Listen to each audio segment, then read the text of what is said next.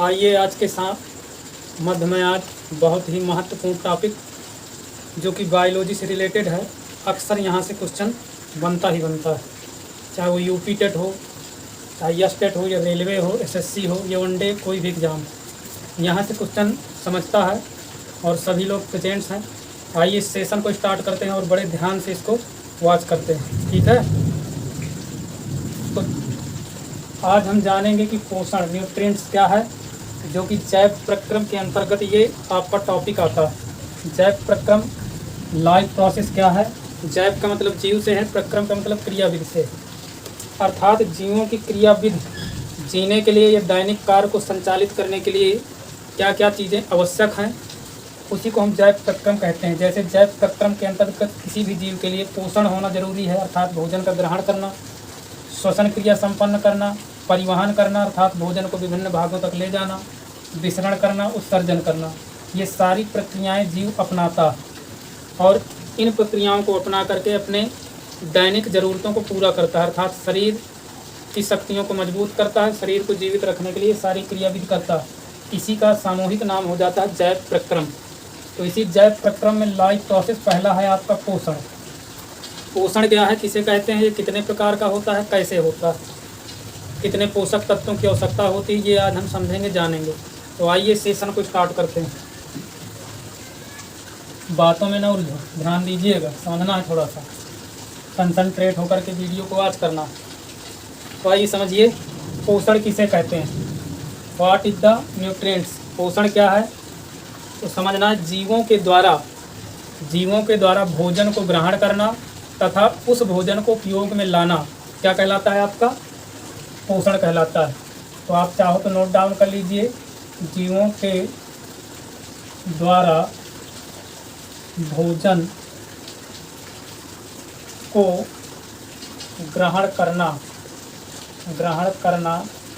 तथा उपयोग में लाना पोषण कहलाता है। ये इसकी डेफिनेशन है, आप चाहें तो नोट कर सकते हैं। एक बार फिर समझिए, पोषण किसे कहते हैं, किसी भी जीव के द्वारा भोजन को ग्रहण करना, जैसे हम लोग खाते हैं, भोजन करते हैं और उस भोजन को उपयोग में लाना अर्थात उससे ऊर्जा लेना, प्राप्त करना ही पोषण कहलाता है। क्लियर। तो पोषण के प्रकार हैं, काइंड्स ऑफ न्यूट्रिएंट्स। तो ये पोषण आपका जो होता है दो प्रकार का होता है। कौन कौन से दो प्रकार हैं पोषण के। तो नंबर एक होता है स्वपोषण। इसको ऑटोट्रॉप्स कहते हैं। क्या कहते हैं, ऑटोट्रॉप्स। और दूसरा है आपका विषम पोषण। इसी विषम पोषण को हम परपोषण भी कहते हैं। क्या कहते हैं, या परपोषण। हेटेरोट्रॉप्स बोलते हैं, हेटेरोट्रॉप्स। तो एक एक करके इसको डिटेल से समझते हैं, जानते हैं। क्लियर। तो समझना स्वपोषण किसे कहते हैं, इसके बारे में पहले जानेंगे, इसके बाद विषम पोषण क्या है इसके बारे में जानेंगे। तो समझना है स्वपोषण किसे कहते हैं। तो लिखने के लिए इसे इरेज किए दे रहे हैं, फिर समझ लेना बाद में इसको। ऐसे जीव जो अपना भोजन स्वयं बनाते हैं, और उसको उपयोग में लाते हैं, अपने यूज में लाते हैं, उसे हम स्वपोषण कहते हैं। फिर से सुनिएगा, ऐसे जीव जो अपना भोजन स्वयं बनाते हैं और स्वयं बनाकर अपने उपयोग में लाते हैं या अपने जीवन को चलाने के लिए ग्रहण करते हैं, उसे हम स्वपोषण कहते हैं। जैसे सभी हरे पेड़ पौधे, एग्जाम्पल क्या हो जाएगा, सभी हरे पेड़ पौधे ये स्वपोषी होते हैं। ठीक है, ये अपना भोजन स्वयं बनाते हैं। अब ये अपना भोजन स्वयं कैसे बनाते हैं, क्वेश्चन यहाँ से बनता है कि स्वपोषी जीव हैं। तो याद रखना है, सभी हरे पेड़ पौधे, कुछ बैक्टीरिया भी हैं जिनके थ्रू जो है भोजन का निर्माण होता है। अब ये हरे पेड़ पौधे अपना भोजन कैसे बनाते हैं ये समझना है। तो इनके भोजन बनाने की प्रक्रिया को या क्रिया को, प्रोसेस को हम कहते हैं प्रकाश संश्लेषण की क्रिया। तो सभी हरे पेड़ पौधे प्रकाश संश्लेषण की क्रिया के माध्यम से अपने भोजन का निर्माण स्वयं करते हैं। एग्जाम्पल समझना, प्रकाश संश्लेषण की क्रिया में 4 चीज़ों का होना आवश्यक है, याद रखना। नंबर 1 CO2 जरूरी है, नंबर 2 H2O जरूरी है, नंबर 3 क्लोरोफिल या पर्णहरिम पर्ण हरिम, या इसी को हम क्लोरोफिल के नाम से जानते हैं। ये आपके पत्तियों में पाया जाता है, पेड़ की जो पत्तियां हरी होंगी उन्हीं में क्लोरोफिल पाया जाता है, प्रेजेंट होता है। और चौथा महाशय है सूर्य का प्रकाश। ये 4 महारथी होना जरूरी है। सूर्य का प्रकाश क्या क्या बताया? पहले महारथी का नाम CO2 है, दूसरे का नाम H2O है, तीसरे का नाम पर्णहरिम है, चौथे का नाम सूर्य का प्रकाश। ये 4 चीज़ें जब होंगी तभी जाके प्रकाश संश्लेषण की क्रिया भी संपन्न होगी। क्वेश्चन बनता है कि प्रकाश संश्लेषण के लिए कौन आवश्यक है, तो आपको ये चारों नाम याद रखना है। एक कार्बन डाइऑक्साइड जो जंतु निकालते हैं, जैसे मनुष्य या वाहनों से निकलता है, दूसरा जल जिसको हम पीते हैं, और तीसरा क्लोरोफिल जो पत्तियों में पाया जाता है, चौथा सूर्य का प्रकाश। ये चारों में से कोई एक एब्सेंट हुआ तो आपकी प्रकाश संश्लेषण की क्रिया संपन्न नहीं होगी। तो आइए प्रकाश संश्लेषण की क्रिया कैसे होती है एक समीकरण के माध्यम से समझना। ये ले लीजिए आप CO2 6CO2 प्लस जल 12 H2O और इज इक्वल टू, यहाँ लिखना है आपको पर्णहरिम, और ये सूर्य का प्रकाश। सूर्य का प्रकाश आप चाहो तो इनको यहाँ भी ऐड कर सकते हो, लिख सकते हो। तो इन प्रोडक्ट से क्या उत्पाद बनता है? इनसे मिलकर के बनता है ग्लूकोज C6H12O6। ये ग्लूकोज का अणुसूत्र है C6H12O6। साथ में आपका निकलता है 6H2O जल निकलता है, और 6O2 ऑक्सीजन गैस निकलती है। फिर से समझिए, 6CO2 plus 12 H2O equal to पर्णहरिम में क्लोरोफिल, सूर्य का प्रकाश, C6H12O6, 6H2O, 6O2। कभी कभी क्वेश्चन यहाँ से बनता है कि जो ऑक्सीजन गैस निकलती है प्रकाश संश्लेषण की क्रिया से, वो कहाँ से निकलती है, किस प्रोडक्ट से प्राप्त होती है? तो ये आपकी जल की ही ऑक्सीजन से प्राप्त होती है, याद रखना है। पेड़ पौधे ना बता दीजिएगा। समझ में आया? तो इस प्रकार से हरे पेड़ पौधे प्रकाश संश्लेषण की क्रिया करके अपने भोजन का स्वयं निर्माण करते हैं। क्लियर? बाबूजी समझ में आया होगा। स्वपोषण, ऑटोट्रॉफ्स किसे कहते हैं? तो याद रखना, सभी हरे पेड़ पौधे अपना भोजन स्वयं बनाते हैं। और हरे पेड़ पौधे कैसे भोजन और जल का अवशोषण करते हैं? तो जाइलम ऊतक के द्वारा। इंपॉर्टेंट क्वेश्चन है ये, नोट डाउन करिए। जाइलम ऊतक जो होता है ये पेड़ पौधों में पाया जाता है। तो ये जल का परिवहन करता है। किसका परिवहन करता है? जल का परिवहन करता है, ले जाता है, परिवहन करता है। पूछता है क्वेश्चन कि पेड़ पौधे में जल का परिवहन करने वाले ऊतक का नाम, तो वो है जाइलम। जा से जल और जा से जाइलम, ये ज़्यादा याद करना, रिलेट कर लेना। और पूछता है क्वेश्चन कि भोजन को कौन ले जाता है, फूड को कौन ले जाता है पेड़ पौधों में, तो वो ऊतक है आपका फ्लोयम। क्या नाम है? फ्लोयम। तो फ्लोयम से यफ याद रखना, यफ फॉर फूड। फूड का परिवहन कौन करेगा? फ्लोयम ऊतक। जल का परिवहन जाइलम, और भोजन का परिवहन कौन करता है? तो ये फ्लोयम। ये बहुत इंपॉर्टेंट क्वेश्चन है, अक्सर यहाँ से क्वेश्चन पुटअप होता है, याद रखना। पॉसिबल इम्पॉसिबल कुछ भी नहीं है, ठीक है? अच्छे से समझिए, और 1-2 बार वीडियो वॉच करेंगे, समझेंगे तो सारी चीज़ें आपको क्लियर हो जाएंगी। देखिए, पॉसिबल कुछ भी नहीं है, कहते हैं इम्पॉसिबल कुछ नहीं, याद रखना। इम्पॉसिबल, इम्पॉसिबल माने असंभव। तो ये स्वयं वर्ड बताता है कि पॉसिबल सब कुछ है। जैसे अलग अलग रिलेट कर लीजिए, आई एम, और ये पॉसिबल, यानी संभव सब कुछ है, असंभव कुछ भी नहीं है। इसलिए अच्छे से कंसंट्रेट होकर के वीडियो वॉच करिए। इम्पॉसिबल शब्द नहीं होना चाहिए आपकी डिक्शनरी में, पॉसिबल होना चाहिए। कोई भी चीज़ ऐसी है, अगर आपके इरादे बुलंद हैं, खुद पर भरोसा है, तो वो चीज़ अवश्य आएगी। कितनी गलत होगी? 1 बार, 10 बार, 100 बार जब किसी के पीछे नहा धो के पड़ जाओगे, हाथ धो के पीछे पड़ जाओगे, तो वो चीज़ अवश्य आपको तैयार हो जाएगी। तो हमने समझा स्वपोषण। आइए समझते हैं विषम पोषण। दूसरी हेडिंग क्या थी? विषम पोषण। तो विषम पोषण समझना है बाबूजी, समझिए।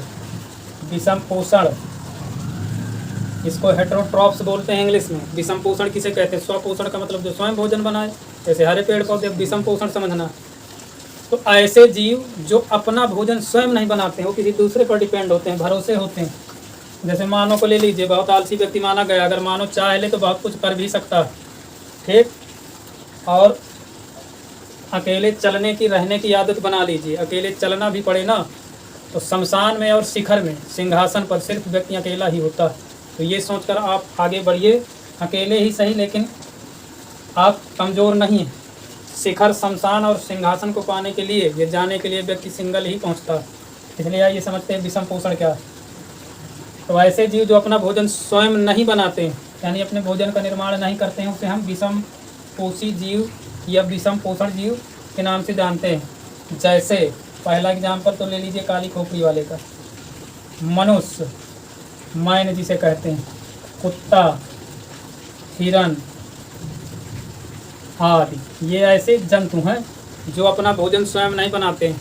अब स्वयं का मतलब ये नहीं कि हाथ से बना लेंगे तो स्वयं बन गया। कहने का मतलब ये है कि जब हम कहीं से कोई सामग्री प्राप्त करेंगे तभी वो भोजन बना पाएंगे, पका पाएंगे, खा पाएंगे। तो ये सारे जंतु जो होते हैं पेड़ पौधों पर ही डिपेंड होते हैं, क्योंकि सारी खाद्य सामग्री आपकी पेड़ पौधों से ही प्राप्त होती हैं। जैसे एग्जाम्पल के तौर पर ले लीजिए गेहूँ, चावल, दालें हो गई आपकी, सरसों, मक्का, जई, चावल, आम, अमरूद, फल फूल जितने भी हैं सब पेड़ पौधे ही हमें प्रदान करते हैं और उनका भक्षण ये सभी जंतु करते हैं।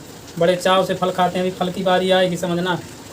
तो हमने समझा डाला क्या क्या, स्वपोषण, विषम पोषण। आई होप कि समझ में आ गया होगा। ये चलते हैं नेक्स्ट हेडिंग की ओर। तो अगली हेडिंग डालना है पोषण के तत्व या पोषक तत्व। क्या डालना है, पोषण के तत्व, एलिमेंट्स ऑफ न्यूट्रिएंट्स, या इसी को कह सकते हो पोषक तत्व। तो पोषक तत्व कितने होते हैं ये समझना है बाबूजी। आइए समझते हैं। तो किसी भी जीव के लिए पोषक तत्वों का होना आवश्यक है। पोषक तत्व क्या है यही नहीं समझ में आया होगा भी। तो पोषक तत्व का मतलब ये है जिसको खाने से हमारे शरीर की मरम्मत होती है, ग्रोथ होती है, ऊर्जा मिलती है, शक्ति मिलती है, वही आपके पोषक तत्व हैं। तो इन पोषक तत्वों को बांटा गया है आपको 5 भागों में। कितने भागों में, 5। नंबर 1 आपका है कार्बोहाइड्रेट्स। क्या है, कार्बोहाइड्रेट्स, ठीक है। दूसरा है वसा, वसा को हम फैट्स भी बोलते हैं। तीसरा है आपका प्रोटीन्स, और चौथा है आपका विटामिन्स। पांचवा लिख लीजिएगा जल व खनिज लवण। क्या क्या बताया, पोषक तत्व में पहला नाम है कार्बोहाइड्रेट्स, दूसरा नाम है वसा, तीसरा प्रोटीन्स, चौथा विटामिन्स, जल व खनिज लवण।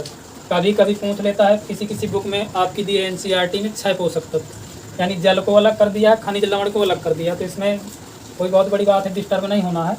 अगर 6 को भी बताना पड़े तो 6 भी हो जाएंगे, 5 को बताना है तो 5 समझिए। तो कार्बोहाइड्रेट्स क्या, ये समझना।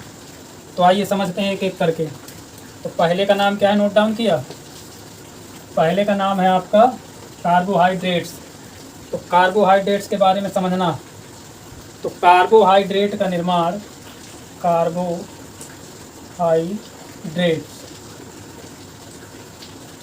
तो इसका निर्माण जो है आपका कार्बन, हाइड्रोजन और ऑक्सीजन से होता है। किससे मिलकर बनता है कार्बोहाइड्रेट, कार्बन, हाइड्रोजन और ऑक्सीजन, इनके परमाणुओं के मिलने से आपके कार्बोहाइड्रेट्स का निर्माण होता है। कार्बोहाइड्रेट्स ये हमें क्या प्रदान करता है, कार्बोहाइड्रेट्स हमें ऊर्जा प्रदान करता है। क्या प्रदान करता है, एनर्जी, जिसके तहत मनुष्य या कोई भी जंतु अपने कार्य को संचालित करता है। ये बहुत इमीडिएटली रूप में आपको ऊर्जा प्रदान करता है। इसके स्रोत क्या हैं, स्रोत समझ लीजिए। तो ये गुड़, चावल, गन्ना, ग्लूकोज आदि पदार्थों से हमें कार्बोहाइड्रेट्स प्राप्त होता है। आलू हो गया आपका। जो मीठी चीज़ें हैं, जिन मीठी चीज़ों को हम यूज करते हैं या चबाने में मीठी लगती हैं, उससे हमें क्या मिलता है, कार्बोहाइड्रेट्स। एक बार फिर समझिए, कार्बोहाइड्रेट का निर्माण कार्बन, हाइड्रोजन और ऑक्सीजन से होता है। ये कार्य क्या करता है, ऊर्जा प्रदान करता है। ठीक है, इसके स्रोत क्या हैं, गुड़, चावल, गन्ना, ग्लूकोज आदि। ठीक है, इसके बाद समझना है आपको कि कार्बोहाइड्रेट्स आपका 2 प्रकार का होता है। कितने प्रकार का होता है, कार्बोहाइड्रेट्स 2 प्रकार का होता है। एक सरल कार्बोहाइड्रेट्स, एक का नाम क्या है, सरल कार्बोहाइड्रेट्स। सरल कार्बोहाइड्रेट समझ लेना। दूसरा होता है आपका जटिल कार्बोहाइड्रेट्स। कार्बोहाइड्रेट, तो ये समझना। तो सरल कार्बोहाइड्रेट्स के स्रोत क्या हैं? तो ये है ग्लूकोज, फ्रक्टोज, सुक्रोज।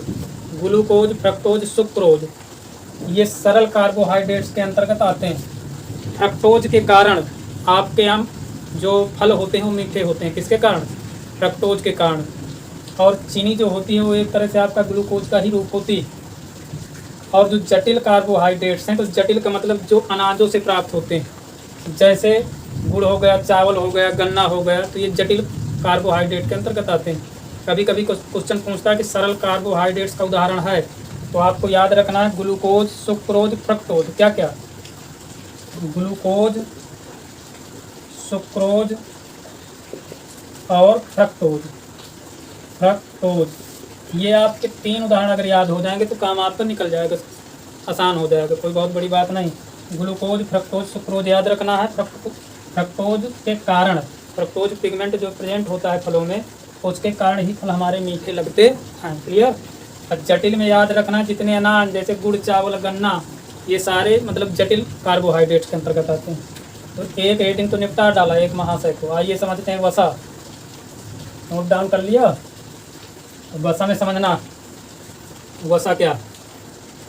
तो ये भी जो वसा होती है ना, तो ये भी आपका किससे निर्मित होती है? कार्बन से, हाइड्रोजन से, ऑक्सीजन से। इनके परमाणुओं से मिल करके क्या बनता है? इनके परमाणुओं के मिलने से क्या बनती है? वसा बनती है। और ये वसा के स्रोत क्या है? तो वसा का समझना है, इससे क्या प्राप्त होती है शरीर को? ऊर्जा। और ये चर्बी के रूप में बॉडी में सेव हो जाती है, सुरक्षित हो जाती है। और जब आवश्यकता पड़ती है तब ये वसा हमें ऊर्जा प्रदान करती है। यूँ समझिए कि जैसे जो लोग व्रत रहते हैं, देवी देवताओं को मनाने के लिए व्रत रखते हैं और खाली पेट रहते हैं, तो उस समय यही जो हमारी फैट के रूप में जमा होती है, इसे चर्बी बोलते हैं, यही हमारे शरीर को ऊर्जा प्रदान करती है। क्या प्रदान करती है? ऊर्जा। ये शरीर के ताप को नियंत्रित भी करती है। क्या?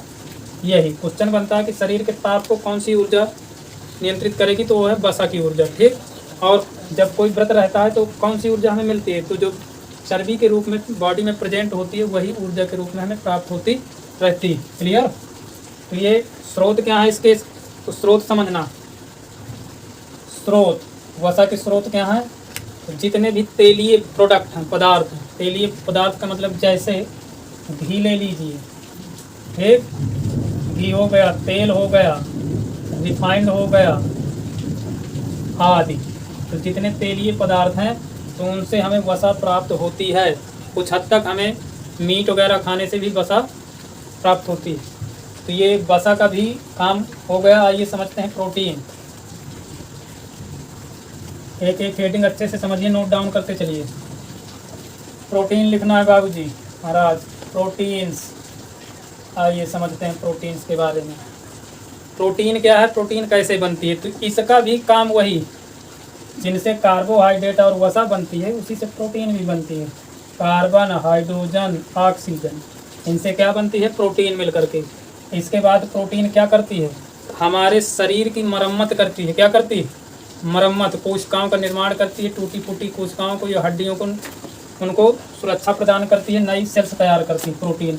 और ज़रूरत पड़ने पर आपको ये ऊर्जा भी प्रदान करती है प्रोटीन। जब कभी ज़रूरत पड़ गई, आवश्यकता पड़ गई, जैसे मान लीजिए थोड़ी देर के लिए कार्बोहाइड्रेट और वसा ने मना कर दिया कि हम तुम्हें ऊर्जा नहीं देंगे चलाने के लिए, तो जब उनकी एनर्जी ख़त्म हो जाती है तो वहाँ पर प्रोटीन क्या देती है? ऊर्जा प्रदान करती है शरीर को। याद रखना, कभी कभी क्वेश्चन बनता है कि वसा और कार्बोहाइड्रेट के अतिरिक्त ऊर्जा प्रदान करने वाला पोषक तत्व है, तो वो है प्रोटीन। ठीक है। और प्रोटीन के स्रोत क्या हैं? स्रोत समझना, जितनी भी प्रकार की दालें हैं, दालें, उनसे प्रोटीन प्राप्त होती है। फिर अंडा हो गया, मछली हो गई, इनसे पर्याप्त मात्रा में क्या मिल जाती है? प्रोटीन। इतना याद रखना। और दालों में सर्वाधिक प्रोटीन पाई जाती है किस में? सोयाबीन में। याद रखना, सोयाबीन। सोयाबीन देखा होगा, सोयाबीन की फलियां भी आती हैं, सोयाबीन का तेल, सोयाबीन की बरी, तो उससे लगभग 46% प्रोटीन सोयाबीन में प्रेजेंट होती है। क्वेश्चन पूछा गया कि सर्वाधिक प्रोटीन दालों में किसमें होती है? तो ये होती है आपकी सोयाबीन। याद रखना। क्लियर? तो ये प्रोटीन आपको बताया। प्रोटीन का कार्य क्या है? नई कोशिकाओं का निर्माण करना, और आपकी जो टूटी फूटी सेल्स हैं या हड्डियों की सेल्स हैं उनका निर्माण करना, ज़रूरत पड़ने पर क्या देना, ऊर्जा प्रदान करना। तो याद रखना है, दालें बहुत अच्छा स्रोत हैं, अंडा और मछली। नेक्स्ट अब हेडिंग क्या है, विटामिन समझना। आइए विटामिन समझना है, इसके बारे में समझ लीजिए। विटामिन्स, तो इसका भी निर्माण, विटामिन्स का भी निर्माण किससे होता है, कार्बन, हाइड्रोजन और ऑक्सीजन के परमाणुओं के मिलने से होता है। ठीक, और विटामिन्स जो होती है ये तो ऊर्जा नहीं प्रदान करती है। इससे क्वेश्चन बहुत गजब का पूछा जाता है, इंपॉर्टेंट क्वेश्चन क्या पूछा जाता है कि रोगों से लड़ने की क्षमता कौन सा पोषक तत्व प्रदान करता है। तो उस पोषक तत्व का नाम क्या है, विटामिन सी। ये हमें विभिन्न रोगों से लड़ने की क्षमता प्रदान करते हैं, इम्यूनिटी देते हैं। ठीक है, तो विटामिन का कार्य क्या है, रोगों से लड़ने की क्षमता प्रदान करना। और विटामिन की कमी से कौन सा रोग हो जाता है, याद रखना। जैसे रोग प्रतिरोधक क्षमता प्रदान करती है, क्षमता प्रदान करती है कौन, विटामिन। अभी कोरोना काल था, आपने देखा होगा कि संतरे मौसमी का सेवन करने के लिए डॉक्टर साहब लोग बताते थे। तो वो इसलिए बताते थे कि इनको हम यूज करेंगे तो रोगों से लड़ने की शक्ति आएगी, अर्थात कोरोना वायरस से लड़ने की क्षमता आ जाएगी। तो ये रोग प्रतिरोधक क्षमता प्रदान करती है। अगर विटामिन की कमी है शरीर में तो कौन सा रोग हो जाता है, रोग का नाम याद रखना है, क्वेश्चन बहुत बार पूछा गया, रिपीट हुआ है। अपूर्णता रोग हो जाता है। क्या हो जाता है, अपूर्णता रोग हो जाता है। विटामिन की कमी से कौन सा रोग हो जाता है, अपूर्णता। वहीं विटामिन शब्द सबसे पहले याद रखना, इसको भी नोट डाउन करिए। विटामिन शब्द सबसे पहले किसने प्रदान किया था, तो फंक या फुंक का हो, ये तो प्रिंट के ऊपर है, फुंक ने प्रदान किया था ये वैज्ञानिक। कभी कभी क्वेश्चन ऐसे भी बन जाता है कि विटामिन की खोज किसने की, तो ऑप्शन जैसे फंक दिया है और उसका यदि आंसर नहीं दिया है तो फंक या फुंक लगा सकते हैं। नहीं, विटामिन की खोज किया था इज़्ज़क मैन ने। किसने किया था, इज़्ज़क मैन ने। याद रखना, इज़्ज़क मैन ने विटामिन की खोज की। अब विटामिन शब्द का यूज किसने किया, फंक या फुंक। लेकिन अगर इज़्ज़क मैन ना है वहाँ पर तो वहाँ पर फंक दिया हो तो आपको फंक में टिक करना है। समझ में आ रहा है ना, तो ये बहुत अच्छी बात है। आइए समझते हैं क्या रह गया, विटामिन हो गया। विटामिन के स्रोत बताया, जितने भी प्रकार के फल होते हैं, मीठे से लगाकर खट्टे कड़वे, तो उनमें सभी में विटामिन पर्याप्त मात्रा में प्रेजेंट होता है। तो आइए अब समझते हैं विटामिन के प्रकार। तो समझना, विटामिन आपकी A, B, C, D, E, K ये होती है। तो विटामिन जो B होता है काम्बो होता है, ये B1, B2, B3 इस तरह B12 तक चलती है।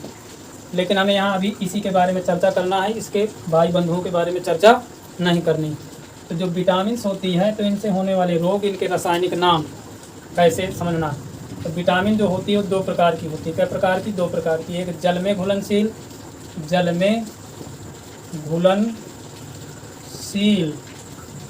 विटामिन, और दूसरी होती है वसा में घुलनशील विटामिन। किसमें, वसा में घुलनशील विटामिन। तो दो कैटेगरी में इसको डिवाइड किया गया है विटामिन को, एक जल में घुलनशील, दूसरी किसमें, वसा में घुलनशील।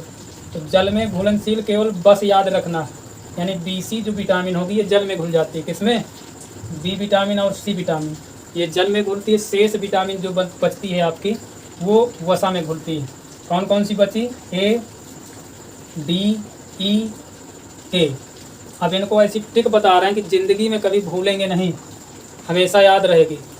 तो जैसे मान लीजिए वसा में घुलनशील विटामिन है, तो इनसे एक ऐसा सार्थक शब्द बनाना मिलाकर के इन चारों को, तो हम सार्थक बनाएंगे KEDA। इसका नाम हो गया कीड़ा। कीड़ा याद रखना, कीड़ा याद रहेगा कि कीड़ा कभी वसा में घुलता नहीं है। ठीक, घी में डाल दो तो वैसे कीड़ा पड़ा रहता है, बाद में निकाल लो, जैसे गंधी कीट। तो ये कीड़ा जो होता है वसा में घुलता नहीं है। तो तुम्हें याद क्या रखना है कि वसा में घुल जाता है। तो कीड़ा से आपको याद रहेगा, इसको रिलेट करके याद करना है। कीड़ा जो बनेगा तो K विटामिन, ETA ये वसा में घुलनशील विटामिन होते हैं। यहाँ से क्वेश्चन बनता है, कभी कभी आता है जल में घुलनशील विटामिन कौन सी है, कभी कभी पूछता है आपका वसा में घुलनशील विटामिन का नाम बताइए। बाबूजी इधर ध्यान दो, समझना है। और थोड़ी देर की बात है, अच्छे से वीडियो को वॉच करिए। सेशन में मज़ा आ रहा हो, अब मेहनत अच्छी लग रहा हो कि कुछ थोड़ा ठीक ठाक कर रहे हैं, तो मेरे चैनल SK स्टडी आइकॉन को अपना चैनल समझ के सब्सक्राइब करें और इस वीडियो को अपने दोस्तों तक, भाइयों तक और बाबू सोना, टुट्टू टोना तक पहुंचाइए और बेल आइकन दबा करके लाइक कमेंट्स के साथ अपने सुझाव जरूर दें। तो आइए समझते हैं। विटामिन के हमने बताया 2 कैटेगरी में, जल में घुलनशील, वसा में घुलनशील। अब आइए इनके रासायनिक नाम और होने वाले रोग। अब विटामिन की एक ट्रिक याद रखना है रासायनिक नेम के लिए, इसको भी कभी भूलेंगे नहीं। तो ट्रिक क्या है रासायनिक नेम के लिए? ट्रिक लिख रहे हैं, ट्रिक। ये नाम है रथ एक टाफी। कितना भर याद रखना है, रथ एक टाफी। रथ को किसी ने टाफी बता दिया, ठीक है, तो समझना एक एक करके। जैसे ये ए मान लो, बी मान लो, क्रम से लिख दे हो, CDE और ये के, यानी ए के लिए रा, बी के लिए था, ए के लिए सी, का के लिए डी, टा के लिए ई, टी के लिए के। तो इसका आर का मतलब रेटिनाल, क्या हो जाएगा? रेटिनाल। नोट डाउन करते जाइए। था का मतलब हो जाएगा थायमीन, थायमीन। ए का मतलब हो जाएगा एस्कार्बिक एसिड, एस्कार्बिक एसिड। और आपका का मतलब हो जाएगा कैल्सीफेराल, कैल्सीफेराल, ठीक। टा का मतलब हो जाएगा टोकोफेराल, टोकोफेराल। और आपका फी का मतलब हो जाएगा फ्यूनोक्विनिन,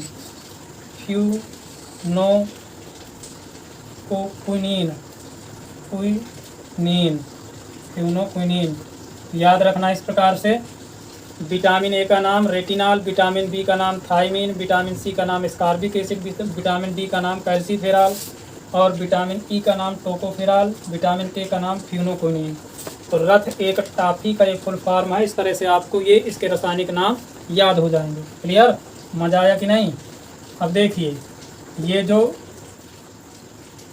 ए की कमी से क्या होगा, यहाँ नोट डाउन कर लीजिए, इसी के सामने किए दे रहे हैं। तो विटामिन ए की कमी से रतौंधी